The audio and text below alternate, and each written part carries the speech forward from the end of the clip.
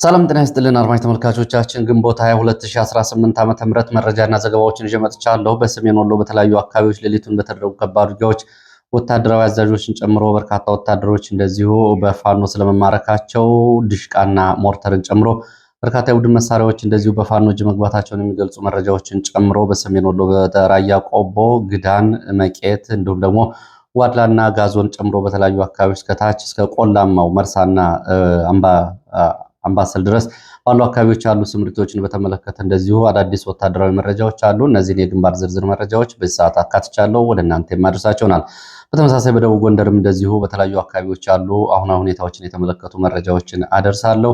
በተለያዩ አካባቢዎች የአየር ስምሪት እና የአየር ቅኝት እየተደረገ ነው የሚገኘው። ይህንን ጨምሮ በአማራ ክልል በተለያዩ አካባቢዎች ያሉ ዝርዝር የግንባር መረጃዎችን በዚህ ሰዓት ወደ እናንተ አደርሳለሁ። እንግዲህ በአማራ ክልል ፋኖ ከነገ አርብ ጀምሮ ለ5 ቀናት የአጠቃላይ ተሽከርካሪዎች እንቅስቃሴ እንዲቆምና መንገዶች እንዲዘጉ መመሪያ አስተላልፏል። የክልሉ ፖሊስ ኮሚሽን ደግሞ ምርጫውን ለማድረግ የሚያሰጋ ምንም ነገር የለም እያለ ነው የሚገኘው። ይህንን ጨምሮ ምርጫና ዘመቻ እንዲሁም ደግሞ በአጠቃላይ በሀገሪቱ ውስጥ ያለው ሁኔታ በትግራይም ያለውን አጠቃላይ ሁኔታ በተመለከተ ዝርዝር መረጃዎችን በዚህ ሰዓት ወደ እናንተ አደርሳለሁ። በትግራይ ያለውን አጠቃላይ ሁኔታ እንግዲህ ከፖለቲካዊ ስልጣን ሽኩቻ ባሻገር ወታደራዊ ዝግጅቱ ሰሞኑን የነበረው እንደዚሁ መጠነ ሰፊ ወታደራዊ አፈሳን ጨምሮ የተለያዩ መረጃዎችን አደርሳችኋለሁ።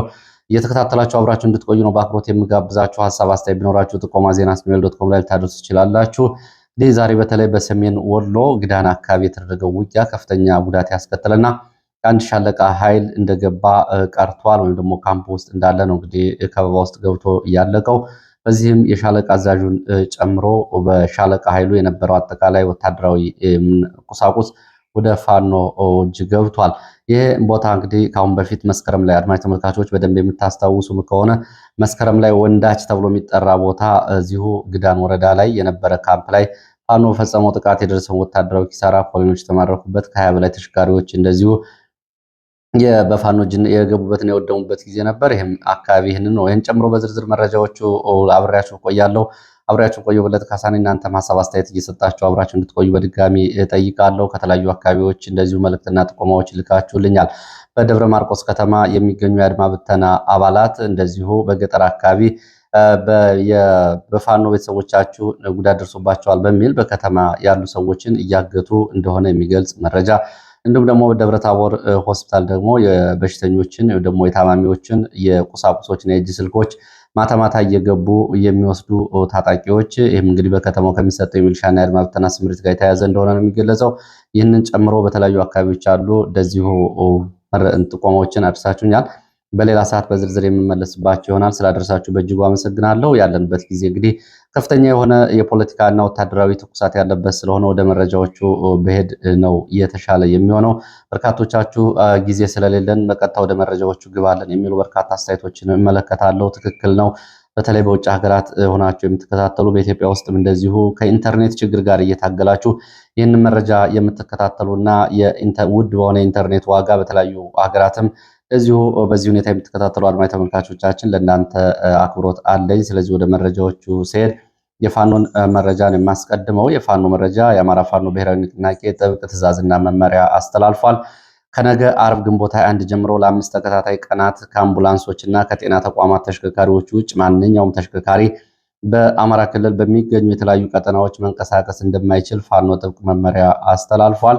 ምክንያት በክልሉ እየተፈጸመ ያለውን የጅምላ ጭፍጨፋ እና በዘፈቀደ ከባድ መሳሪያዎች የሚደርሰውን ውድመት ለመቀነስ እና ዓለምን ለማታለል የሚደረገውን ምርጫ ተከትሎ አዳዲስ ውጊያዎችን እየከፈተ በመሆኑ ስርዓቱ ከዚህ ጋር በተያያዘ ከነገ ጀምሮ ለ5 ተከታታይ ቀናት የትራንስፖርት እንቅስቃሴ መታገዱና መንገዶች እንዲዘጉ ትዕዛዝ መተላለፉ እንግዲህ ከዚህ የወጣው መረጃ ያሳያል። ከግንቦት 24 ያው ምርጫ ይደረጋል በሚል ደግሞ የአማራ ክልል ፖሊስ ኮሚሽን ትናንትና ለፋና በሰጠው መግለጫ በክልሉ ግንቦት 24 የሚካሄደውን ምርጫ በተመለከተ ምንም አይነት የሚያሰጋ ነገር የለም የሚል መግለጫ በትላንትናው ዕለት መስጠቱ ይታወቃል። እንግዲህ ቀደም ብሎ ምርጫ ቦርድ ባወጣው ሪፖርት መሰረት ምዕራብ ጎንደር፣ ደቡብ ጎንደርን ጨምሮ ደቡብ ወሎ አምባሰል፣ ከምዕራብ ጎጃም ደጋዳሞት፣ ከምስራቅ ጎጃም ደግሞ ሰዴ ተብሎ የሚጠራው አካባቢዎች እና በጎንደር ደግሞ 6 ወረዳዎች እነዚህ ውጭ ምርጫ ይደረጋል የሚል ትዕዛዝ መግለጫ መሰጠቱ ይታወቃል። እንግዲህ ይህንን ተከትሎ በሚቀጥሉት ቀናት ፋኖ ትዕዛዝ አስተላልፏል። የፖሊስ ኮሚሽን ይህን መግለጫ እየሰጠ ነው። የሚሆኑትን ነገሮች እንግዲህ አብረን የምናያቸው ይሆናል። ወደ ደቡብ ጎንደር አካባቢ ወዳሉ አዳዲስ መረጃዎች ሲሄድ በደቡብ ጎንደር በተለይ በስማዳ፣ በስቴ፣ በጉና ቀጠናዎች ዛሬ ማለዳ ተከታታይ ያለ የድሮን አሳሳ እየተደረገ እንደሆነ የወጡ መረጃዎች ያሳያሉ። የድሮን ቅኝትና ክትትል ዛሬ ማለዳ ጀምሮ በስማዳ ወረዳ በተለይ ወደ እስቴ አዋሳኝ በሆኑ አካባቢዎች ምክሬና አካባቢው እንዲሁም ደግሞ በስቴ እና በጉና ተራሮች አካባቢ ተከታታይ የድሮን ቅኝቶችና ስምሪቶች ዛሬ ሲደረጉ አርፍደዋል። እስቴ መካነ ኢየሱስ ከተማን ጨምሮ ይህ የሆነው በትላንትናው ዕለት በጉና አካባቢ በተለይ ጥጥራ ዳሞ ተብሎ በሚጠራ አካባቢ በተፈጸመ የደፈጣ ጥቃት በርካታ ወታደሮች ጉዳት ስለደረሰባቸው ከወለላ ባህር ወደ ሰዴ ሙጃ ሲንቀሳቀስ በነበረ ኃይል ላይም እንደዚሁ የደፈጣ ጥቃትና የግንባር ውጊያ ተደርጎ ጉዳት ስለደረሰ እንዲሁም ደግሞ ከስማዳ ከወገዳ ወደ ሰዴ ሙጃ እንቅስቃሴ ላይ በነበረ ኃይል ጋር በነበረ የደፈጣና የግንባር ውጊያ ጉዳት መድረሱን ተከትሎ ነው እንግዲህ መሬት ላይ ያሉ ጥቃቶችን ተከትሎ ዛሬ የአየር ኃይል ስምሪት በአካባቢው እየተደረገው። ያም ሆኖ ይህ መረጃ ወደ እናንተ እየተላለፈ እስካለበት እስከዚህ ሰዓት ድረስ በአካባቢው በስማዳም በጉናም በስቴ ቀጠናዎችም ተከታታይ የድሮን አሰሳና ቅኝቶች ቢኖሩም የተፈጸመ የድሮን ጥቃት ስለመኖሩ ግን የወጣ መረጃ የለም። ትላንትና ከወለላ ባህር እንዲሁም ደግሞ ከወገዳ ስማዳ ወደ ሰዴ ሙጃ እንቅስቃሴ ያደረገው ከሁለት ሳምንት በፊት አካባቢውን ለቆ ወጥቶ የነበረው ሚሊሻ አድማ ብተና፣ መከላከያና የብልጽግና መዋቅር ትላንትና በእነዚህ ውጊያዎች መሃል ወደ ሰዴ ሙጃ መሄዱን ነው የተገለጸው። በዚህም ውጊያ እንግዲህ የደረሱ ጉዳቶች አሉ። በውጊያው በተለይ አጋንበር ተብሎ የሚጠራው አካባቢ ወደኋላ እመጣበታለሁ። ወደ ሰሜን ወሎ ወዳሉ መረጃዎች ሲሄድ በሰሜን ወሎ ዛሬ በግዳን ወረዳ በዛሬ ሌሊት ጀምሮ በተደረገ ከባድ ውጊያ ከፍተኛ ሰብአዊ፣ ቁሳዊ፣ ወታደራዊ ኪሳራ ደርሷል። የውጊያ ቦታው ሰሜን ወሎ ዞን ግዳን ወረዳ እንጃፋት ተብሎ የሚጠራ ቦታ ላይ ነው። እንጃፋት ተብሎ በሚጠራ ቦታ ላይ በሚገኝ ወታደራዊ ካምፕና ዙሪያውን ባሉ አካባቢዎች ከባድ ውጊያ ተደርጓል። ውጊያው ዛሬ ማለዳ 11 ሰዓት ጀምሮ ነው የተደረገው። ሻለቃ አዛዡን ጨምሮ በቁጥር ያልታወቁ ሙትና ቁስለኛ ሲሆኑ ከ66 በላይ የሚሆኑት ደግሞ አሁን በፋኖ እጅ ምርኮኛ ሆነው ይገኛሉ። ተጨማሪ ዝርዝር መረጃዎች እየተጣሩ ነው። ኪሳራው እንግዲህ ከፍተኛ ሰብአዊ፣ ቁሳዊ፣ ወታደራዊ ኪሳራ ውድመት ደርሷል። በካምፑ ዙሪያና በካምፕ ሰፍሮ የነበረ አንድ ሙሉ ሻለቃ ኃይል ባለበት ቀርቷል ነው የሚሉት የመረጃ ምንጮቹ። ይህንን እንግዲህ ከፋኖ የመረጃ ምንጮች የተገኘው መረጃ ይህንን ያሳያል። የተማረኩ መሳሪያዎች ደግሞ ትንሹ 2 ዲሽቃ እንዲሁም ደግሞ 2 ሞርተርን ጨምሮ በርካታ የቡድን መሳሪያዎች፣ ተተኳሾች፣ በርካታ የነፍስ ወከፍ መሳሪያዎች እና ተተኳሾች፣ በርካታ የወታደራዊ ቁሳቁሶች እና የሻለቃ ኃይሉ ሙሉ የጦር መሳሪያና ሎጂስቲክ በፋኖች መግባቱ ነው የተገለጸው። እንግዲህ እዚህ አካባቢ ታሪኩን ለማስታወስ ያክል መስከረም ወር ላይ ባለፈው በተደረገው ውጊያ ይህ ውጊያ በተካሄደበት አካባቢ በተለይ ወንዳጅ ተብሎ በሚጠራው ቦታ ባለፈው መስከረም ወር ላይ በተደረገው ውጊያ በርካታ የጦር መሳሪያዎች እና መጠባበቂያ ካምፑ በፋኖች መግባቱ ይታወሳል። በወቅቱ 17 ወታደራዊ ተሽከርካሪዎች የተማረኩበት ከፍተኛ ቁጥር ያለው ወታደራዊ አዛዦች እና ወታደሮች ያለቁበትና የተማረኩበት ከፍተኛ ሰብአዊ፣ ቁሳዊ ጉዳት የደረሰበት ቀጠና ነበር። ዛሬ የዲሽቃ የሞርተር ምርኮ ድል የተገኘበትም ይህንን የቀድሞውን ቦታ ስልታዊ እንቅስቃሴ መነሻ በማድረግ መሆኑን ከአካባቢ የወጡ መረጃዎች ያሳያሉ። እንጃፋት ተብሎ የሚጠራው ቦታ ወንዳች ተብሎ ከሚጠራው ቦታ በትይዩ የሚገኝ ቦታ እንደሆነ ነው የተገለጸው።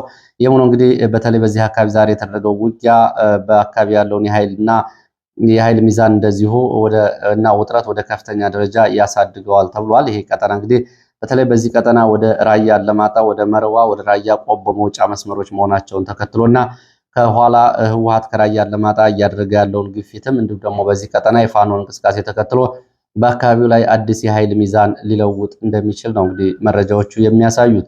ይህ በእንዲህ እንዳለ ወደ ቆላማው የሰሜን ወሎ አካባቢ ስንሄድ በሰሜን ወሎ መርሳ ሀብሮ ወረዳ መርሳ ከተማ አቅራቢያ ከመሃል አምባ ወደ ውርጌሳ በመንቀሳቀስ ላይ በነበረ ወታደራዊ ተሽከርካሪዎች ላይ በተፈጸመ ተከታታይ የቦምብ ፍንዳታም እንደዚሁ ሰብአዊ፣ ቁሳዊና ወታደራዊ ኪሳራ መድረሱን ከአካባቢ የወጡ መረጃዎች ያሳያሉ። ጥቃቱ የተፈጸመው በትላንትናው ዕለት ግንቦት 19 ቀን ማለዳ ላይ ሲሆን መርሳና ውርጌሳ መካከል በሚገኝ መሃል አምባ ተብሎ በሚጠራ ተራራማ ስፍራ ነው። ጥቃቱ ዝርዝር ሁኔታን በተመለከተ የዓይን እማኞች እንደሚገልጹት በርካታ የእግረኛ ወታደሮች ጭኖ ይንቀሳቀስ የነበረ ወታደራዊ ተሽከርካሪ ሲኖትራክ ነው። ተሽከርካሪው ያው ወታደራዊ አገልግሎት እየሰጠ ስለሆነ ነው ይላሉ። እዚህ ላይ ተከታታይ የቦምብ ፍንዳታዎች ደርሰዋል። በትንሹ 3 የቦምብ ፍንዳታ በተሽከርካሪዎች ደርሷል። በዚህ ጥቃት ተሽከርካሪው ሙሉ በሙሉ ከጥቅም ውጭ ሲሆን በውስጡ የነበሩ በርካታ ወታደሮች ወዲያውኑ ለህልፈትና ለከባድ የአካል ጉዳት መዳረጋቸውን ይገልጻሉ። ይህ ከፍተኛ ጥቃት ለመሸሽና ለማምለጥ ሲሉ ወታደራዊ ተሽከርካሪዎችን በፍጥነት ጨምረው ለመንቀሳቀስ ሲሞክሩ የነበሩ ሌሎች ተሽከርካሪዎችን ሌላ እንደዚሁ የትራፊክ አደጋ በመከሰቱ በሌሎች ወታደሮች ላይም እንደዚሁ ጉዳት ደርሷል። ይህንን ተከትሎ የተጎጂዎቹ ቁጥር በትክክል ባይታወቅም ወደ ወልዲያና ወደ ደሴ ሆስፒታሎች ቁስለኞች ስለመወሰዳቸው መረጃዎች ያሳያሉ። እዚሁ ሰሜን ወሎ እንቆያለን። ሰሜን ወሎ ወደ ደጋማው ተመልሰን ወደ መቄት ቀጠና ስንመለስ በመቄትም እንደዚሁ በሰሜን ወሎ ዞን መቄት ወረዳ የምርጫ ቅስቀሳ በማድረግ ላይ የነበረ ባለስልጣናትን አጅበው ሲንቀሳቀሱ በነበሩ የጸጥታ ኃይሎች ላይ የፋኖ በፈጸመው የደፈጣ ጥቃት ቢያንስ 12 ሲሞቱ 17 የሚሆኑት እንደቆሰሉ የፋኖ የመረጃ ምንጮች ይገልጻሉ።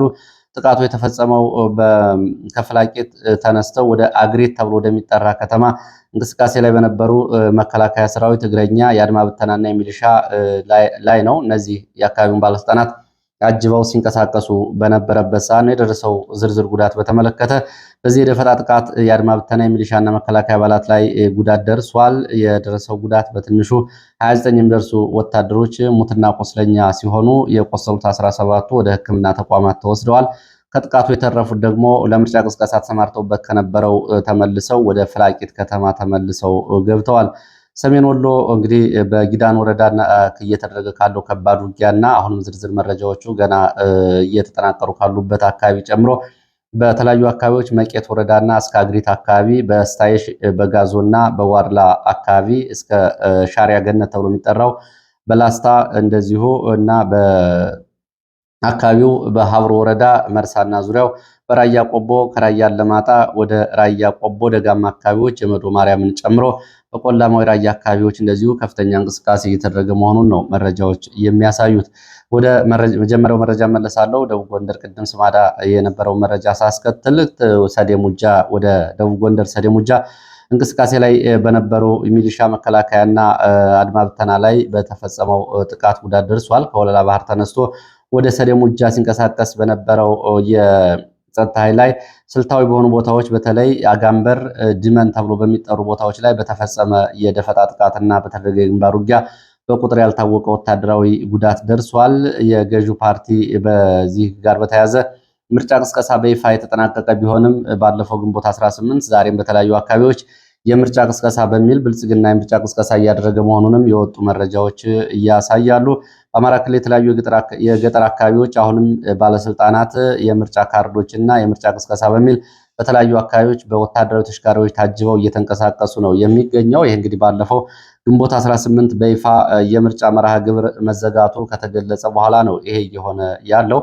ወደ ደብረ ብርሃን ስንሄድ ደብረ ብርሃን አካባቢ እንደዚሁ አዳዲስ መረጃዎች አሉ። በደብረ ብርሃን ከተማ የመከላከያ አመራሮችና የመከላከያ ኮማንዶ አባላትን የጫነ ፒክአፕ ወታደራዊ ተሽከርካሪ ከከባድ መኪና ጋር በመጋጨቱ በውስጡ የነበሩ ወታደሮች ጉዳት ደርሶባቸዋል። የትራፊክ አደጋ በምክንያት ህይወታቸው አልፏል። በዕለቱ 3 ከፍተኛ የኮማንዶ አመራሮችና 7 ተራ ወታደሮች በደረሰው የትራፊክ አደጋ እንደዚሁ ሙትና ቁስለኛ መሆናቸውን የወጡ መረጃዎች ያሳያሉ። ይህ በእንዲህ እንዳለ በሸዋ በተለያዩ አካባቢዎች በሸዋ ማጀቴ፣ በራሳ፣ በተሬ፣ በባሽ፣ በመዘዞ፣ በአሳግርት፣ በምንጃር፣ በሀገረ ማርያም፣ በሳሲት፣ በመራቤቴ፣ በመሃል አምባ፣ ቦዞ፣ ጭምብሬ ተብሎ በሚጠሩት አካባቢዎች በአጠቃላይ በመንዝ ደጋማ አካባቢዎች፣ በመራቤቴ አካባቢዎች፣ በይፋት ቀጠናዎችና እንደዚሁም ደግሞ በከሰምና ምንጃር ቀጠናዎች የድሮን የሌሊትና የቀን የድሮን አሰሳ እየተደረገ መሆኑን የሚገልጹ መረጃዎች ወጥተዋል። ትላንትና ከተደረገው የድሮን አሰሳ ዛሬ በመንዝ ቀጠናዎችም ዛሬ ጠዋት የድሮን ስምሪት እንደነበር መረጃዎች ገልጸዋል። ወደ ሰሜን ጎንደር ጠለምት አካባቢ የሚወስደን መረጃ ላስከትል። በሰሜን ጎንደር ጠለምት በእነዚህ አካባቢዎች እንግዲህ ከፍተኛ የሆነ የወርቅ ቁፋሮና ህገወጥ የሆነ የወርቅ ማዕድን የማውጣት ስራ እየተሰራ ይገኛል።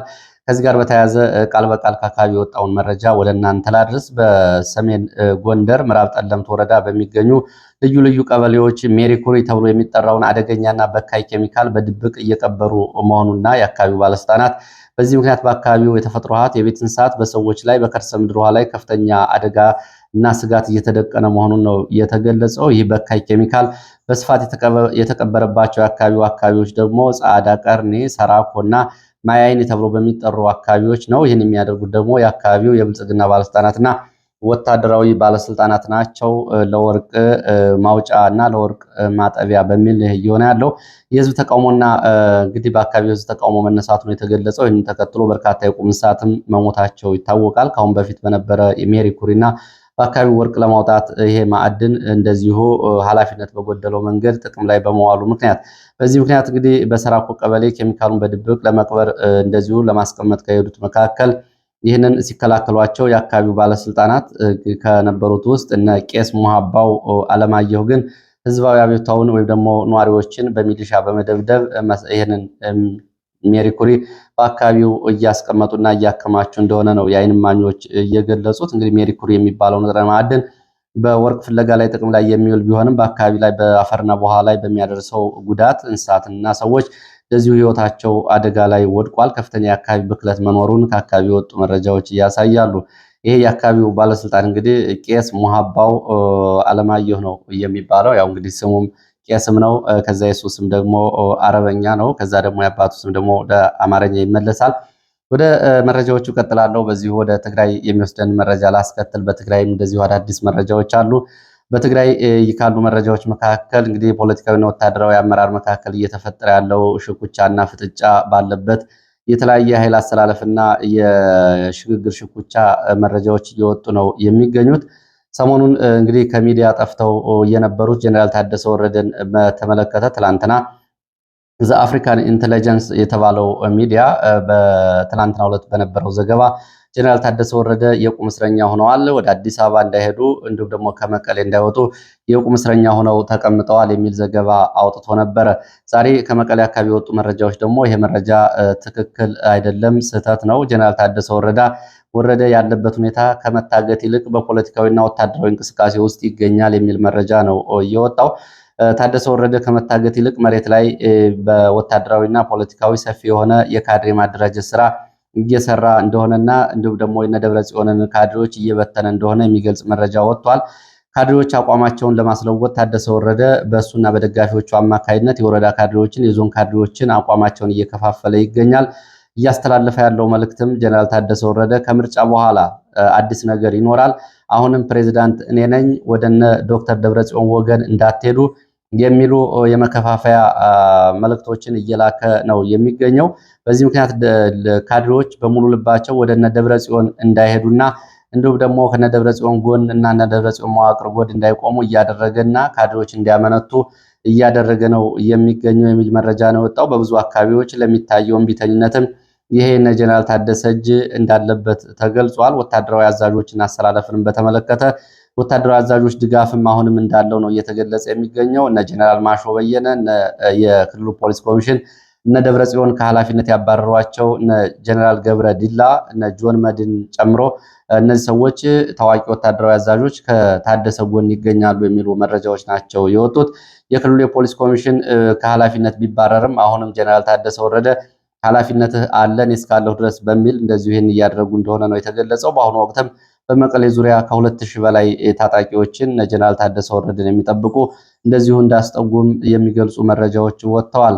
ሌላው እንግዲህ ከዚህ ከነጌታቸው አዲስ አበባ ሆነው በትግራይ ፖለቲካ እየሰሩት ካለው ጉዳይ ጻድቃን እነ ደብረጽዮን እንደዚሁ እየሰሩት ካለው ጉዳይ እንዲሁም ደግሞ ታደሰም በአቅሙ እየሰራ ካለው ጉዳይ ባሻገር በክልሉ ያለው አጠቃላይ ወታደራዊ እንቅስቃሴ ምን ይመስላል የሚለውን ስንመለከት በትግራይ የሚገኙ የቀድሞ የሰሜን ዕዝ ዋና ዋና ወታደራዊ ማሰልጠኛዎችና ካምፖች ስልታዊ ወታደራዊ ማዕከላትን ጨምሮ በህወሓት የክልሉ የሚሊሻና እንዲሁም ደግሞ በቀድሞ በትጥቅ ትግል ዘመን ያሰለጥኑባቸው የነበሩ ወታደራዊ ካምፖችና ወታደራዊ ተቋማት አሁን ወታደራዊ ስልጠና አገልግሎት እንዲሰጡ ዝግጅት እየተደረገ ነው የሚገኘው።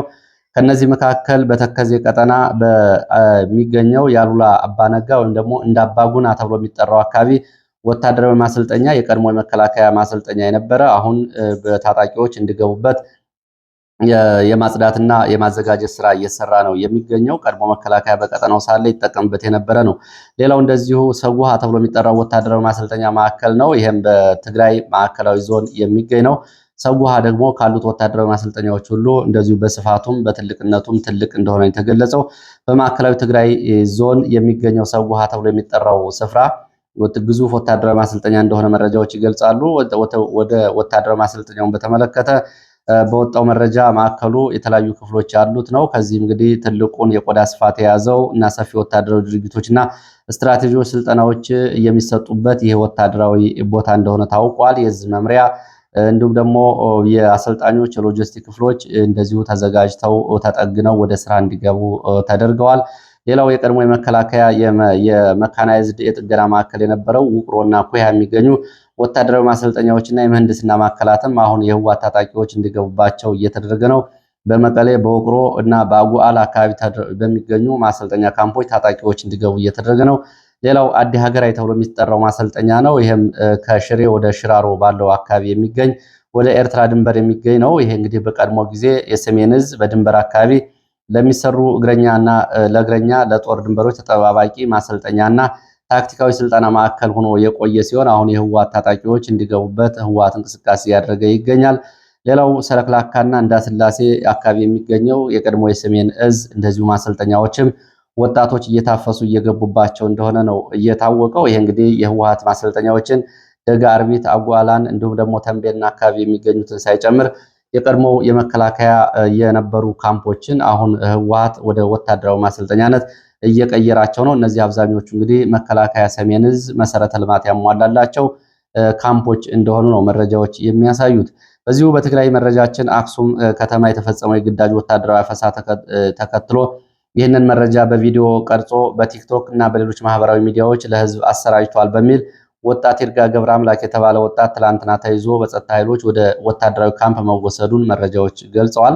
በትግራይ ክልል መቀሌ ከተማ ትናንትና በተከበረው ኢድ አዳልሃ በዓል ላይ የትግራይ እስልምና ጉዳዮች ከፍተኛ ምክር ቤት በትግራይ የሲኖዶስ የመንበረ ሰላማ ሲኖዶስ የአክሱም ከተማን በተመለከተ የወሰነውን ውሳኔ ተቃውሟል። የትግራይ ሲኖዶስ ባለፈው ሰሞን ባሳለፈው ውሳኔ አክሱም ከተማን ቅድስት ከተማ ብሎ እንደዚሁ እንድትጠራ መወሰኑ ይታወቃል።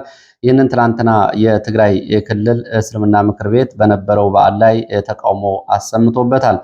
ህወሓት በትግራይ ወታደራዊ ቅስቀሳ እያደረገ ባለበት በዚህ ወቅትም እንደዚሁ በአዲስ አበባም የድርድር ሂደት እንዲጀመር በዲፕሎማቶች በኩል ጥሪ እያቀረበ መሆኑን የሚገልጹ መረጃዎች ወጥተዋል። በትግራይ ክልል ውስጥ ካለው መጠነ ሰፊ ወጣቶች አፈሳ፣ የጦር መሳሪያዎች ዝውውርና ስልታዊ ወታደራዊ ስምሪቶች ባሻገር በአዲስ አበባም ከፌዴራል መንግስቱ ጋር ለመደራደር አዲስ የዲፕሎማሲ ጥረት መጀመሩን ከዲፕሎማቶች የተገኙ መረጃዎች ያሳያሉ።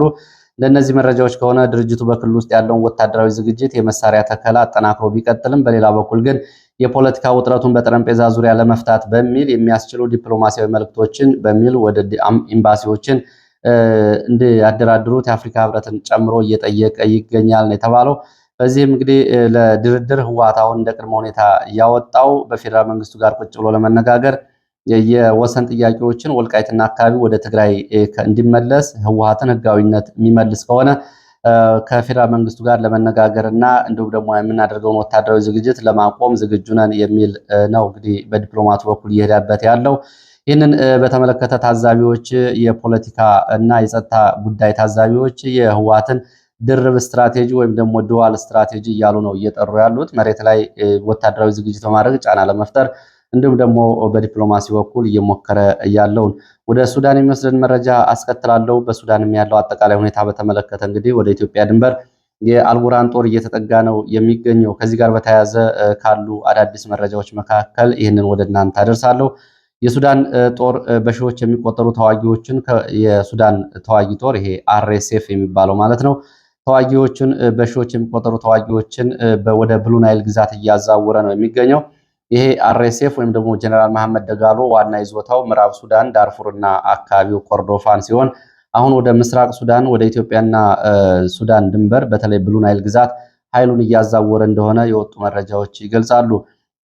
በሱዳን እየተዋጋ የሚገኘው አርኤስኤፍ በሺህ የሚቆጠሩ ተዋጊዎችን ከዳርፉርና ኒያላ ከተማ በመነሳት በጎረቤት ሀገራት በኩል አድርጎ ወደ ሱዳን ብሉ ናይል ግዛት እያዛወረ መሆኑን መረጃዎች ያሳያሉ። ይህ መጠነ ሰፊ ድንበር ተሻጋሪ የጦር ኃይል እንቅስቃሴ በሱዳን እየተካሄደ ባለው የእርስ በርስ ጦርነት ውስጥ አዲስ ስትራቴጂካዊ የኃይል አሰላለፉ ሊያመጣ የሚችል እንደሆነ ፖለቲካዊና ወታደራዊ ተንታኞችና ታዛቢዎች እየገለጹ ይገኛሉ። ይህ እንግዲህ በኢትዮጵያ በኩል እየቀረበ ካለው የአርኤስኤፍ ወታደራዊ ሎጂስቲክ ድጋፍ ባሻገር በራሱ መንገድ ከኒያላ ዳርፉር ግዛት በቻድና በደቡብ ሱዳን በኩል ወደዚህ ቀጠና ኃይሉን እያመጣ እንደሆነ ነው። የጉዞ መስመሩ ስልታዊ ጠቀሜታውን በተመለከተ መረጃዎቹ በአርኤስኤፍ ታጣቂዎች ከምዕራብ ሱዳን ዳርፉር ክልል ተነስተው ወደ ደቡብ ምስራቅ ሱዳን ብሉ ናይል ግዛት ለመድረስ በሀገር ውስጥ ያለውን የጦር ይዞታዎች በቀጥታ ከመጋፈጥ ይልቅ በጎረቤት ሀገራት ረጅም የድንበር መስመሮችን እንዳማራጭ መጠቀማቸው ነው የተገለጸው። ይህ ስልታዊ አካሄድ ሰራዊቱ ያለምንም ከባድ የአየር ጥቃትም ሆነ የምድር ጦር ወደ አሰባሳቢ ወደሚለው ገዥ መሬት ወደ ብሉ ናይል ግዛት ለመሰባሰብና እንዲጓዝ አስችሎታል።